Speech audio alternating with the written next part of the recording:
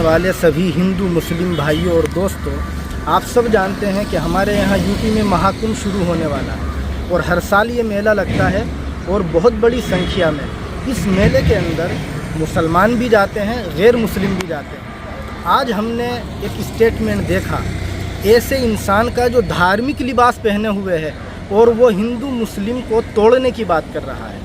एक चैनल को हमने देखा, उसने बाकायदा थंबनेल लगाया हुआ है और उस पर ये लिखा हुआ है कि महाकुंभ पर मौलानाओं को बड़ा झटका। ये सब क्या है? दुख हुआ जब हमने ये बात सुनी कि भारतीय अखाड़ा परिषद ने बाकायदा ये ऐलान किया है, हुकूमत से ये मांग की है कि जो गैर मुस्लिम लोग हैं, मुसलमान हैं, उनको महाकुंभ के अंदर दुकानें भी ना लगाने दी जाए। तो ये बहुत गलत चीज़ है। हिंदुस्तान के अंदर ये सब नहीं होना चाहिए।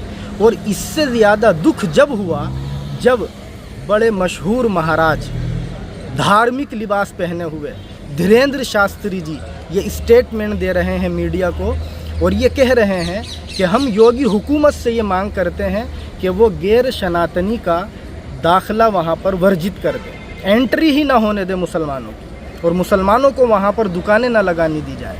तो मैं ये कहना चाहता हूँ अपने हिंदू मुस्लिम तमाम भाइयों से कि भाइयों, हमारा ये मुल्क बहुत खूबसूरत मुल्क है, इसकी गंगा जमनी तहजीब पूरी दुनिया में फ़ेमस है और आप सब जानते हैं हमारे मुल्क के संविधान की और हिंदू मुस्लिम एकता की पूरी दुनिया के अंदर तारीफ़ होती है।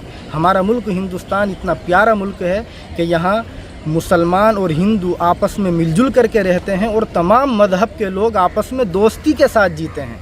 मुसलमान अगर गैर मुस्लिम के होटल पर जाता है तो गैर मुस्लिम मुसलमान के घरों पर भी जाते हैं। आप सब जानते हैं अभी 3 दिन पहले दिवाली थी।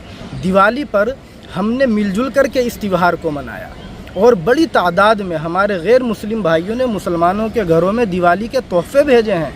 हम लोग ईद पर अपने गैर मुस्लिम भाइयों के यहाँ दिवाली ईद के तोहफ़े भेजते हैं। तो इसलिए प्लीज़ ऐसी बातें ना कीजिए आप लोग जिससे ये मुल्क टूट जाए, इस मुल्क की बाहर बेइज्जती हो। हम अपने मुल्क का नाम रोशन करें। और मैं धीरेंद्र शास्त्री जी को याद दिलाना चाहता हूँ गीता का वो पाठ जिसमें हिंदू और मुस्लिम एकता की बात की गई है। बहुत सारी बातें हैं, एक बात ख़ास तौर से उसमें ये लिखी है कि अच्छे अनुयायी अपने धर्म का पालन करके निर्मल मन पाते हैं और दूसरे धर्मों के प्रति सम्मान रखते हैं। ये सब क्या है? ये गीता का पाठ है। धीरेंद्र शास्त्री जी, आपको अपने जो सनातनी भाई हैं उनको गीता के ये पाठ पढ़ाने चाहिए, बजाय इसके कि आप ऐसे स्टेटमेंट दें। तो ये गलत है।